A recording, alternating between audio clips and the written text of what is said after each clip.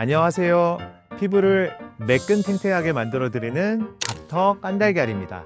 오늘은 리프팅 시술 중에 가장 많이 비교되는 장비 써마지와 올리지오에 대해서 이야기해 보겠습니다. 요즘 정말 많은 분들이 써마지가 너무 아프다던데 대신 올리지오로 받아도 되나요? 라는 질문을 하시는데요. 실제로 저희 병원에서도 써마지만큼 올리지오 시술을 찾는 분들이 꾸준히 늘고 있고 만족도도 매우 높은 편입니다. 정말 써마지 대신 올리지오로 받아도 되는지 그 궁금증을 과학적 근거에 기반해서 하나씩 풀어보겠습니다.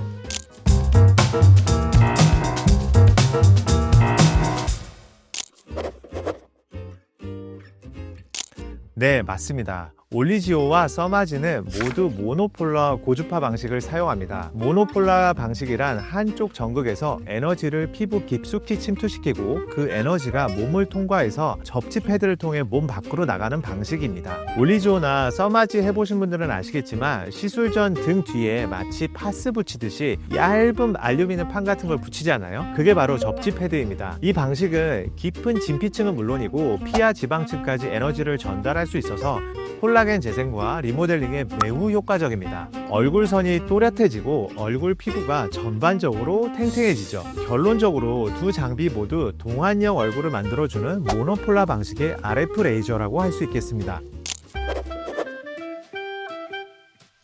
먼저 두 장비 모두 6.78MHz라는 동일한 주파수를 사용하는 고주파 장비입니다. 하지만 출력 자체에는 살짝 차이가 있어요. 실제로 써마지의 출력 상한선이 와트 기준으로 올리지오보다 살짝 높은 건 사실입니다. 다만 이건 단순히 기술적 한계가 아니라 올리지오를 설계할 때 의도적으로 출력 세기를 살짝 낮추고 세밀하게 조절할 수 있도록 만든 것입니다. 즉 같은 고주파 원리를 적용하되 과도한 열로 인한 통증을 최소화하기 위한 목적이 반영된 거죠. 출력이 낮고 세밀하면 그만큼 신경 자극도 줄어들기 때문에 통증이 덜할 수밖에 없습니다. 그리고 올리지오가 써마지보다 통증이 덜한 두 번째 이유로 냉각 시스템을 들 수 있는데요. 두 제품 모두 시술 통증을 줄여주고 혹시라도 피부 표면에 발생할 수 있는 화상을 예방하기 위해서 시술 팁 끝에 냉각 장치가 탑재되어 있습니다. 둘 다 R134A라는 이름의 냉각 가스를 사용하는데 구체적인 방식에 약간의 차이가 있습니다. 써마지는 기본적으로 크라이오젠 가스를 이용한 트리플 냉각 방식을 사용합니다. 시술 전,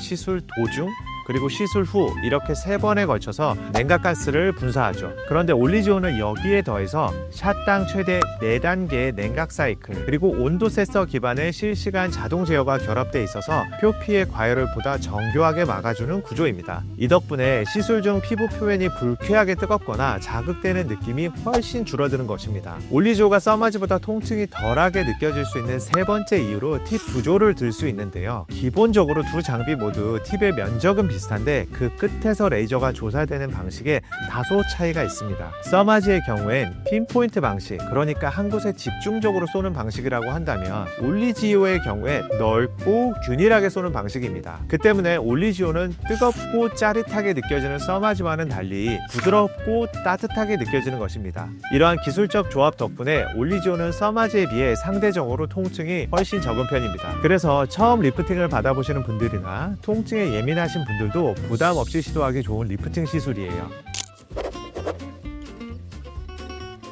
출력이 강할수록 무조건 좋다가 아닙니다. 중요한 건 타겟층에 열을 충분히 도달시키면서도 피부 손상 없이 안정적으로 전달되느냐입니다. 올리지오는 궁극적으로 진피층의 42도에서 45도 유지 자극을 통해서 콜라겐 재형성을 유도하고 모공 개선, 잔주름 개선, 피부결 개선, 탄력 강화에 효과가 있습니다. 다만 써마지가 상대적으로 지방층까지 강하게 수축시키기 때문에 턱살이 많거나 볼살 처짐이 심한 분들에게는 더 적합할 수 있습니다.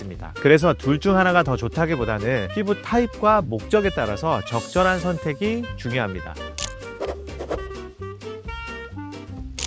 올리지오는 리프팅 시술이 처음이신 분이거나 통증에 민감하신 분이거나 얇은 피부를 가진 30, 40대 고객분이거나 혹은 얼굴에 살이 많지 않은데 탄력 유지와 피부결 개선이 목적이신 분이거나 또는 바쁜 일정 때문에 다운타임 없이 시술을 받고 싶은 분들에게 써마지보다 올리지오가 더 편안하고 부담 없이 접근 가능한 시술이라고 할 수 있겠습니다.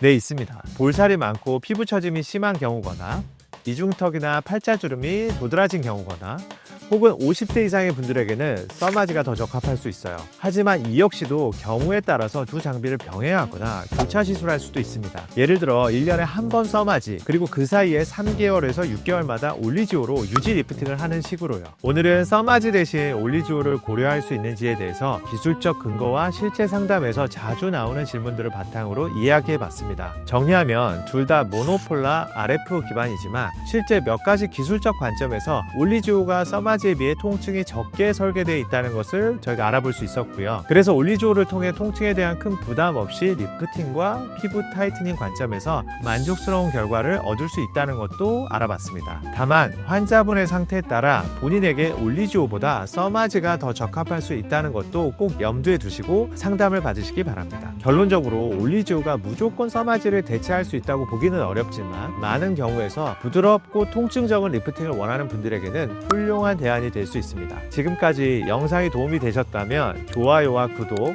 댓글도 부탁드립니다. 지금까지 닥터 깐달걀이었습니다. 오늘도 매끈탱탱하세요.